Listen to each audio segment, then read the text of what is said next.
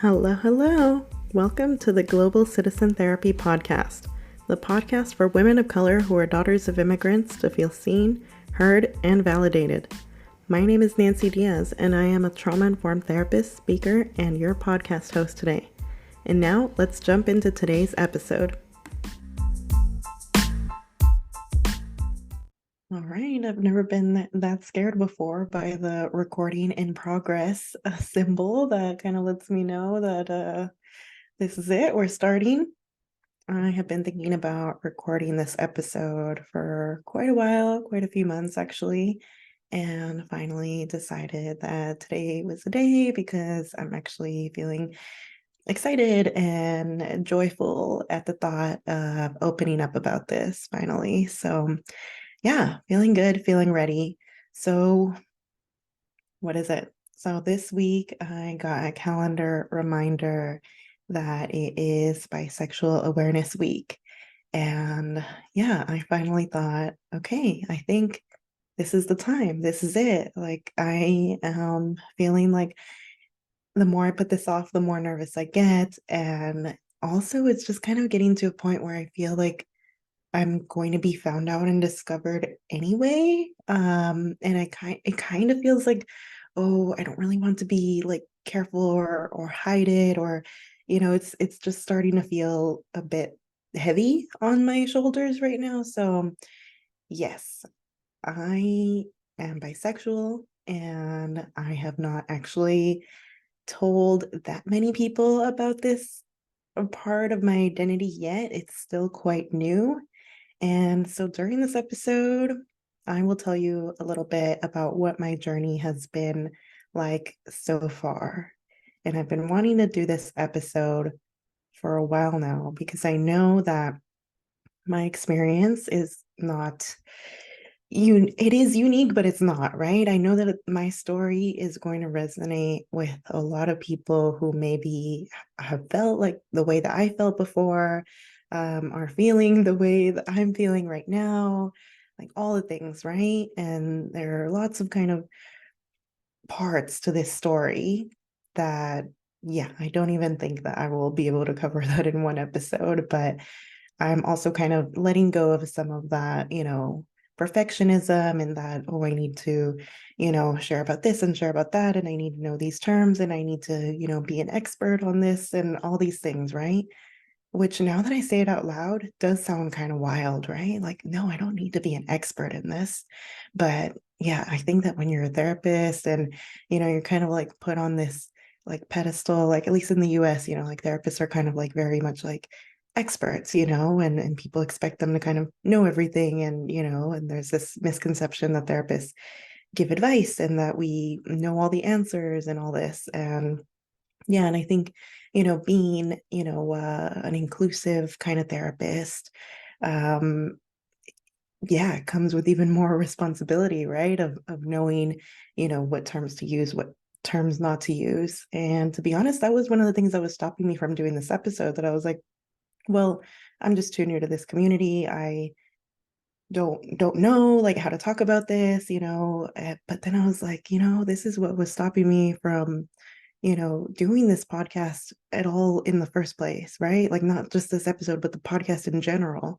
Why I didn't want to have a mental health podcast like years ago, like when I was struggling with imposter syndrome, is because I was like, no, I'm supposed to be this expert and I'm supposed to know all this and I'm supposed to like share about mental health in this like very rigid way, right? Where I'm presenting a disorder or a mental health condition and then giving like the symptoms and like all these facts, right? Knowledge, dropping knowledge here, there, everywhere, right? But in reality, like what I've been doing is teaching through storytelling. And it's been amazing, like how many people have listened to episodes and have shared it with friends, have, given me great feedback. So that's what I'm going to do with this episode too. I'm going to just share my story, right? So in order to kind of share in a bit of a more timeline, I think that will help me. I'm going to have to go back a little bit and kind of explain like a little bit about my story, which I know like might be different to other people's. One of the questions that I think so many people get, so many people from the LGBTQ plus community get is, did you always know? And for me, like this is something that I'm still, going to explore a bit more in my own therapy sessions and things like that, and kind of see if I find a different answer. But for the moment, when I've given this question some thought, I was like, no, it's really interesting for me because I don't remember, when I was young having crushes on girls. I remember having crushes on boys. And it wasn't until like maybe like high school that I actually like, yeah, I started like noticing girls more. And then definitely like early 20s, that was, yeah, when it started happening even more. And, and that's where I still kind of get frustrated with myself, even though I shouldn't. It's not my fault at all. But, if you identify as LGBTQ plus, you probably can relate and understand that, yeah, sometimes we kind of wish that we had acted on certain things, right? But it was in my early 20s that I actually, yeah, it wasn't so much a crush, but I started noticing like physical attraction toward some of my friends. And I don't even know if I was the one who kind of had that attraction first, or if it came because they actually seemed to have the same kind of attraction toward me.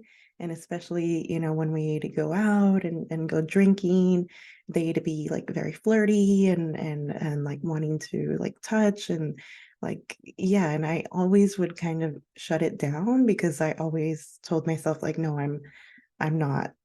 I'm not into women. Like, and I think like even back then, the little voice inside my head was like, don't, you already have way too much like going on. Like you're Latina, like you're brown, like you have way too much, life is already hard enough for you without adding that into the mix. And because I also knew like that if I did like it, that if I did enjoy it, that if I did, accept that I liked women, that then it would be a huge problem for me and my family. Because at that point, I already knew, I think the first time that I actually heard my mom say anything about gay people was actually kind of late in life. Like I remember like I was in middle school, right? And I think I was like in seventh grade.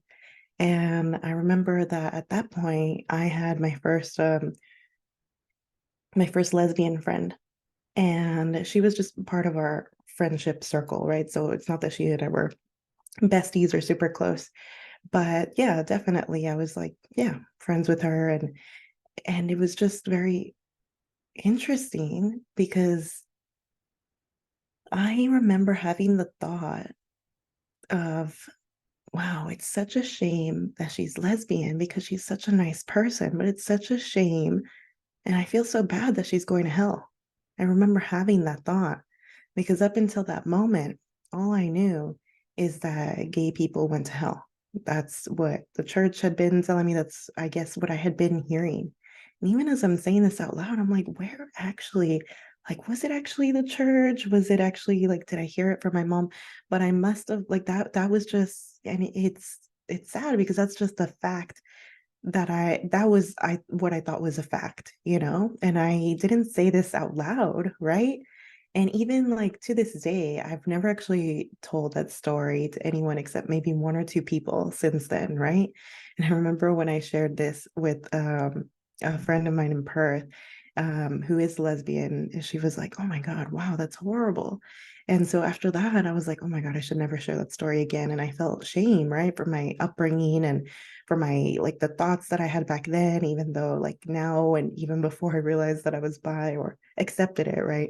Accepted that I was bi, I was still like, oh my God, like, no, I must have been like a bad person, like I can't believe that I had those thoughts. I should never say that out loud to anyone. And now here I am saying it on a podcast because I do think that I'm not the only one who probably, grew up in that type of environment where you really thought that being gay was a sin, that you would go to hell for it. So yeah, from a pretty young age, I thought like, wow, well, that's so sad. Like she's such a nice person. Like she's a good friend, I really like her. She's funny, like all these things, right? And yeah, I was like, man, that's so sad. But I never like said anything that I was thinking out loud to her or to any of my other friends at the time. I was just like, well, that it is what it is.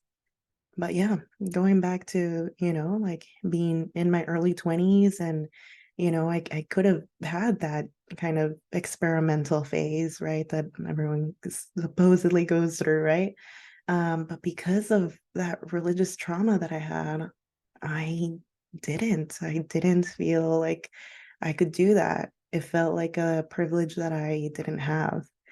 The other kind of component to it, this is one thing that I'm like, man, I've always been so jealous of people that got to go to college, live on campus, just kind of go wild, and just have like a totally different life, totally different experience. And I feel like I did miss out on that chapter. And to me, it's always kind of sad and ironic, and people don't really understand, how things work for, people in the US and for daughters of immigrants in the US when you're first gen and like you're broke, right? I was like, no, I couldn't afford to live on campus. And because of that, like I lived at home during those experimental years. And so I kind of had like my mom's like voice in the back of my head, like pretty much all throughout those years, right? And so yeah, I pushed my friends away, as far as like that, we still stayed friends and things like that. But yeah, I was like, wow, that's interesting that that just like didn't happen for me. But there was, and maybe, part of it, it is always tricky with friends, right? Like part of me probably also was thinking like, okay, like this is kind of weird because we're friends and, like okay, it seems like they want this, but also like I don't know, like is that weird? Should I do this? Should I not?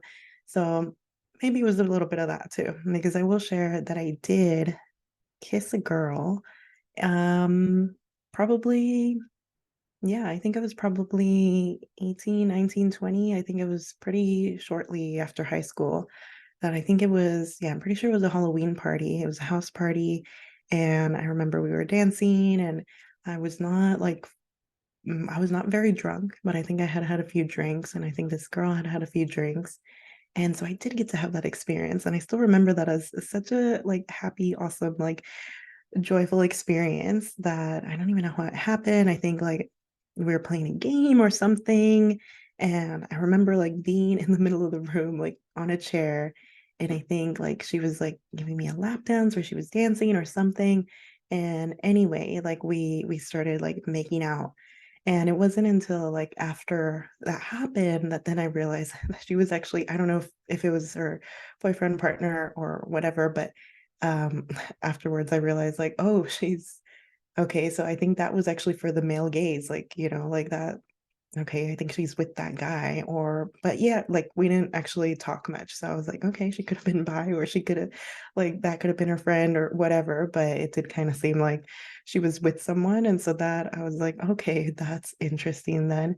And not that that's really all that relevant, right? But anyway, part of the story. And yeah, so that was kind of an interesting experience because that was right around the time I think it had been maybe like a year or two after like that song from Katy Perry came out of I Kissed a Girl and I Liked It. Actually, I have no idea, like to be honest, when that song came out or but anyway, that song was already out. And so I remember like having that experience and thinking like, okay, I'm thinking that that song is relatable to me now, but I also like right away kind of shut that down for myself, right? And I was like, no, I liked it because, like it's just experimenting. Like it was fun. It was a party. It was, but I was like, that's I can't like it, I can't really like it. I can't say that this is what I want now or exclusively or, even like on the side of guy, like um but yeah, I shut that down. And I think it wasn't until a few years ago that I finally started kind of saying that a little bit more, that I wanted to kind of experiment. And it was actually when I started dating my ex, male, right? He was male. And yeah, I think at some point, I don't even remember like how this came up, but naturally, you're in a relationship or dating for 3 years. And at some point it came up, that I like fantasized about being with women, and that I fantasized about threesomes and things like that.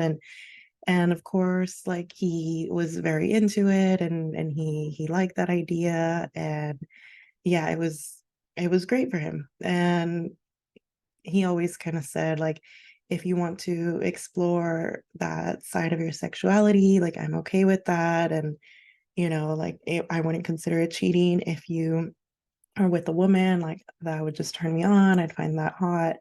And so at the time I was like, wow, I have such a cool boyfriend. That's great. Now I can kind of see like, oh, that's problematic that he doesn't see women as a threat, when in reality, like, at that point in time, I was kind of saying, if I had to put a label on it, I was saying like I was bi curious, right?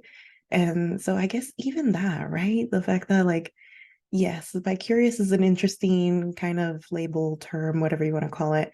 But at the same time, like what I was kind of saying to him is that there's a potential that I might be bisexual, right? And and not because we actually had conversations about this, right? And I opened up to him about like what I felt about women, and that I might like women and all these things. So he knew that it was a potential that I might be bisexual, and still he didn't seem to mind. He was like, oh, it's not really a threat.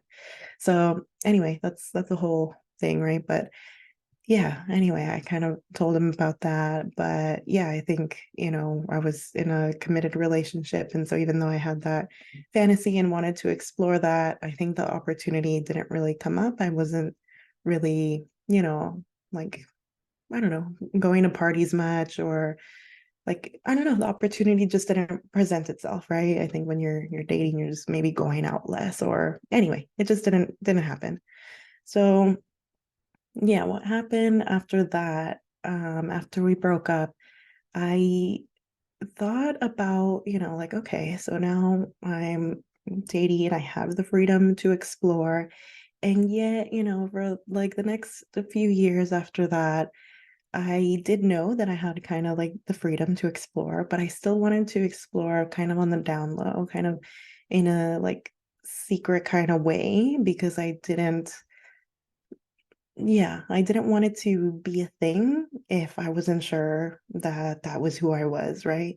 And I think I put a lot of pressure on myself to kind of say, like, oh, it's, once I'm with the woman physically, then I will know for sure. Like, once it's gone past the kissing stage, then I will know, right?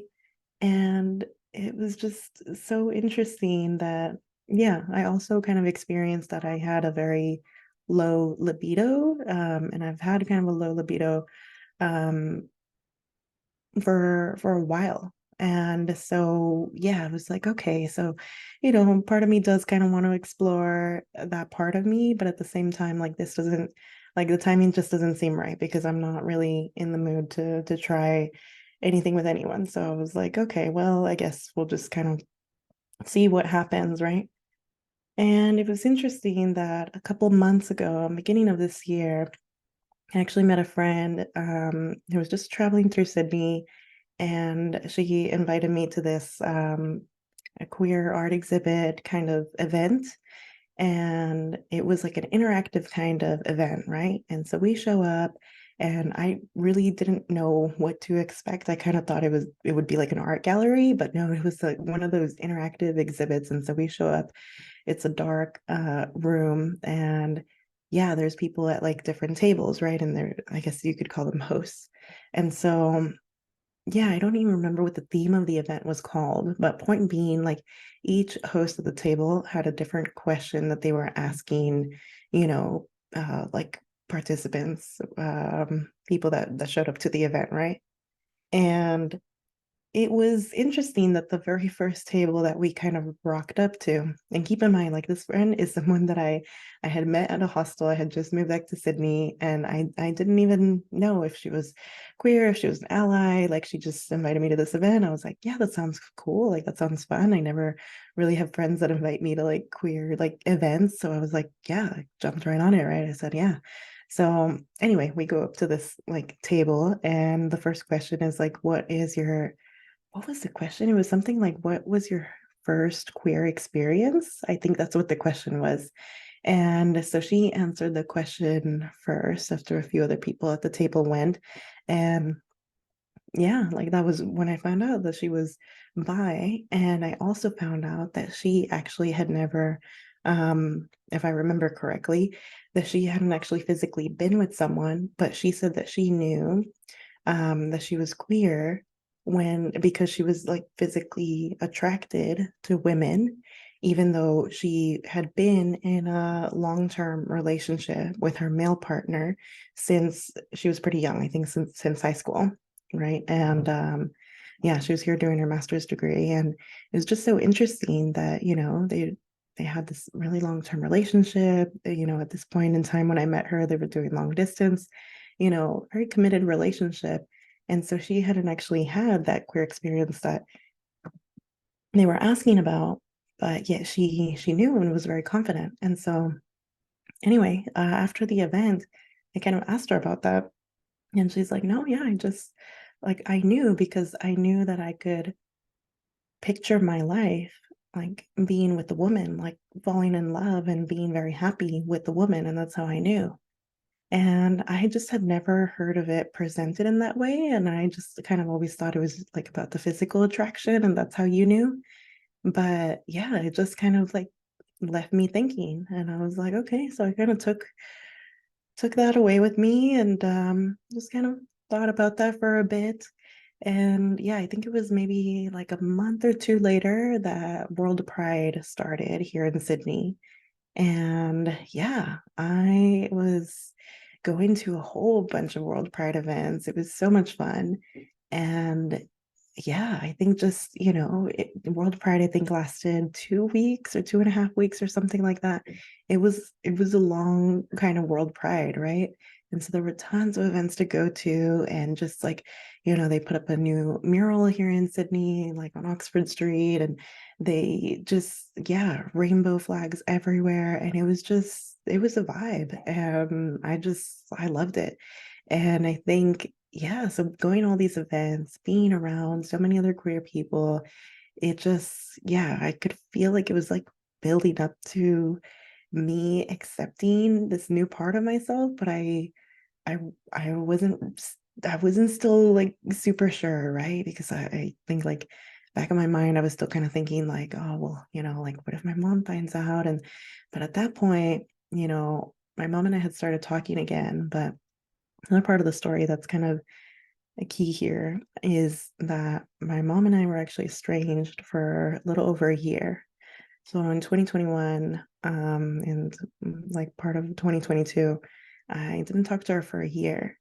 And, lots of reasons behind this, but I think part of it was, like that religious trauma kind of piece, and her just kind of like in so many different ways, kind of pushing her religion onto me when I could tell that it's been harmful for me since many, many years ago. And yeah, and I was like, how can I go to a church and say that I'm praying for, people to not get abortions, for people to not be on birth control, when at that point I was on birth control? How can I say that I'm praying for people to not, commit the sin of living, um, God, what's it called? I don't even remember in English or in Spanish, right? The name of the sin when you live with someone before you're married or without being married, that kind of thing. And just the list went on. And yeah, and sometimes, yeah, we'd pray for the gay people. And I was just like, none of this really, it doesn't make sense for me, And so yeah, but the more that she kind of, she's actually become more and more religious as the years have have gone on. And since I've moved to Australia, like she's become even more religious. So I know that with most parents, it's kind of the opposite and it kind of goes backwards. I've had the great luck that it's gone in the opposite direction. And so, yeah, so that was still kind of on my mind. But at the same time, I was kind of thinking, like, you know what? If I, have fully moved out and have been moved out of home for many years now, and not only that, but I actually live not just in a different city, in a different state, but in a whole other country, really far away. And, you know, we've been estranged for a year when I felt like she, couldn't respect me, then yeah, I was like, if she finds out about this and she chooses to be disrespectful and disown me or whatever the case is, then I was like, well, that's okay. I feel like that's something that I can live with now. That's something that I'm like, yeah, if she chooses not to love me anymore, like that's on her. It has nothing to do with me. So yes, can relate to, a lot of things. And I think that I've always kind of been able to relate to, people from the LGBTQ plus community because yeah, just feeling like that love is conditional is something that I know pretty well. And it's something that I think a lot of daughters of immigrants know pretty well. And I know that it's something that my clients and I talk about in session quite often is, how to heal from that when you haven't grown up with a love that was unconditional, where it was always like, yeah, we love you, but only if you do this career, only if you marry this type of person, of this race, religion, um, sexual orientation, like socioeconomic status, all the things, right? I feel like there's often so many conditions for us to gain that approval and love from our parents. And it's hard, I think, especially because in the media, what we see is totally opposite. I think of like all the movies and shows that just show like, oh, the mother and daughter are best friends and they're talking about their dating lives and they're, giving each other hugs, even if, the daughter is acting out and bringing home like someone who's, full of tattoos or whatever. Like there's always this scene or it kind of seems like that's kind of like the plot line in so many movies and shows, right? But yeah, kind of it's always kind of the same, like the mom still forgives. And yeah, and I think like now I think shows are kind of showing the reality a bit more, and there are like shows and movies that are kind of showing parents that yeah are just problematic, and they're also showing like estrangement and kids and adult kids setting boundaries, right? And just saying like no more to parents who yeah are just causing them so much harm and pain, right? So yes, so that's kind of been my story. Going back to World Pride, I kind of left it off there. So what happened was that I actually ended up getting free tickets from a friend of a friend to the closing concert of World Pride. And yeah, I think just being there the last day of it all, just, surrounded by so many people who, yeah, we're all just there having a good time, like, just there to exist and experience joy. And I felt safe and I felt loved and happy and all the things that you're, wanting to feel when you make a decision like this, right?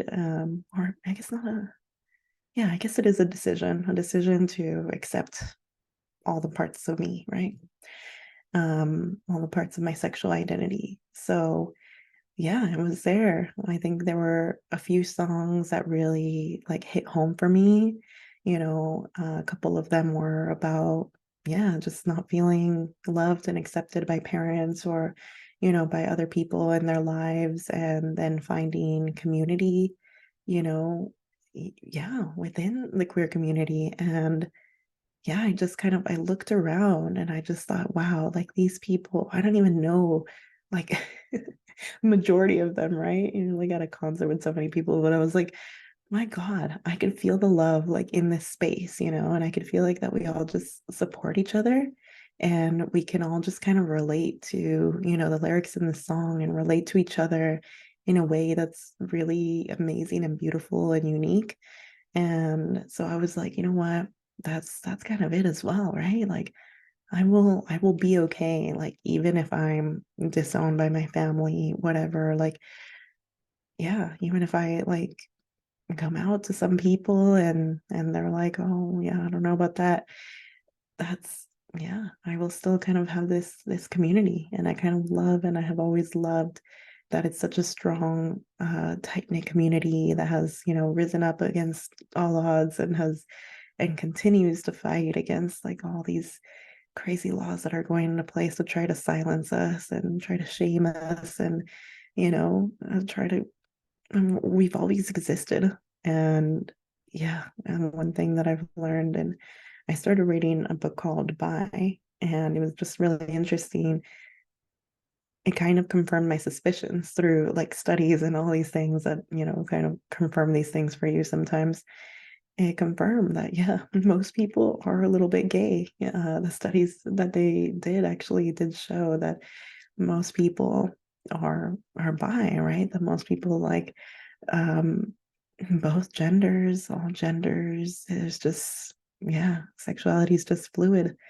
And I think, the first time that I heard that term, sexuality is fluid, I thought, wow, that's a bit of a hippie expression. Like, what does that even mean? Like, it just seems so vague, or like I don't think that I really believed it.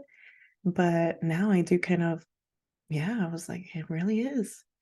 Like it's all just a social construct, and it's all just labels and trying to put people in boxes. And, there's even, all these discussions, within the community. Like I know some people don't like the term bisexual because it's not inclusive of trans. And, the book that I was reading on that talked about that as well. And yeah, it just kind of said like, no, it's the God, now I can't remember the word for it, but it's essentially that you're not heteronormative, right?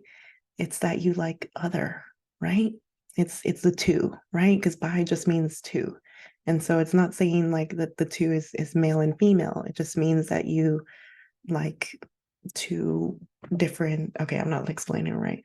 Anyway, like I said, I did say at the beginning, disclosure, right, that I'm still kind of learning all these things, and I'm happy to do more episodes on these topics and bring on, people who are studying this, who, are experts in this field, have conversations with them, because I know that these conversations will be helpful to daughters of immigrants, women of color, like anyone who's listening to this podcast who maybe wants to learn more about these topics. Happy to bring them on.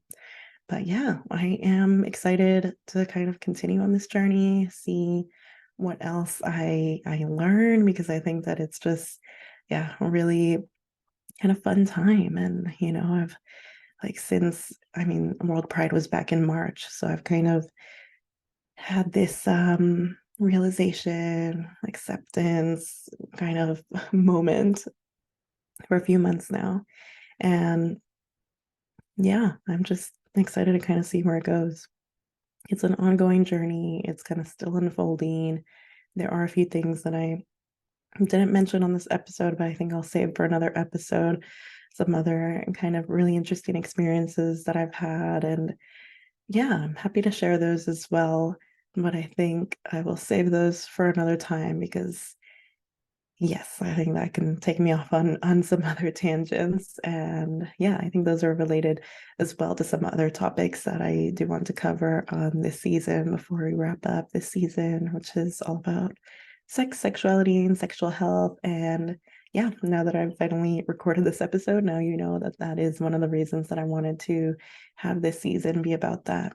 There were many reasons behind wanting to have this season in particular, but that is one of them, that I wanted to make sure that, I at some point like shared with people who might, yeah, resonate with my story. And yeah, the whole point of the podcast is, for daughters of immigrants to feel seen, heard, and validated. And I think that that's one way that I can do it is, for all the queer daughters of immigrants. Oh, yeah, I see you, I feel you, like I feel that pain, that loneliness sometimes that comes along with, feeling like you're different. And yeah, I do kind of sometimes think like, I did just kind of make my life harder for myself by accepting this. But I was like, no, just kind of feel like there's no point in hiding it or suppressing it. Like this is, who I am. It does kind of feel like I was just wired this way, and who knows, for so long I just kind of thought like that I couldn't be this way because yeah, everyone kind of in the church and my family was like, no, it needs to be this certain way and you can only like this, and yeah, anything else is you're a sinner going to hell. So yes, I'm here to tell you that that is not the case. You're loved by so many people. So don't forget that there's always, someone who's gonna be willing to listen, to just show support. And I think that's what I've found. I've, told quite a few friends now, and I think most of my friends now know that I'm bi. And if they don't, it's actually not even like intentional at this point that I'm leaving them out of that discussion or conversation. It's more so that I just kind of thought that I had told most people, and now I've kind of forgotten who I have told and who I haven't. But yeah, it is really freeing to be able to kind of say that out loud and just kind of live my truth, and now just not have it be a big thing, just have it be something that's just normal part of who I am. And like today I wanted to go to an event that like a queer event that I thought looked really fun, and I was about to mark interested on Facebook, and then I was like, oh my god, no, that's gonna like send like a thing to, like a notification to my friends on Facebook, and they're gonna be like, oh, is she queer? Is she not? And then I was like, it just feels like I'm hiding and I have nothing to hide. So yes. Anyway, thought I'd do this episode, just kind of wrap that up. But yeah, happy to have more conversations on this in the future. I'm sure you were still left with some questions, including the major one that I think everyone always asks queer people, which is like, did you tell your parents? When are you going to tell your parents? How are you going to tell them? So I think that's a conversation maybe for another episode. But yeah, just gonna keep sharing what I'm learning, and yeah, you can all be on this journey with me if you want.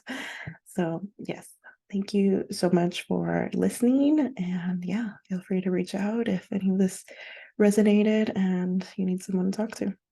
All right, take care.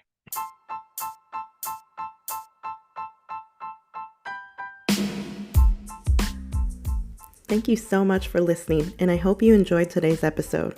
As always, I am here to be open, honest, and vulnerable with you because you are not alone.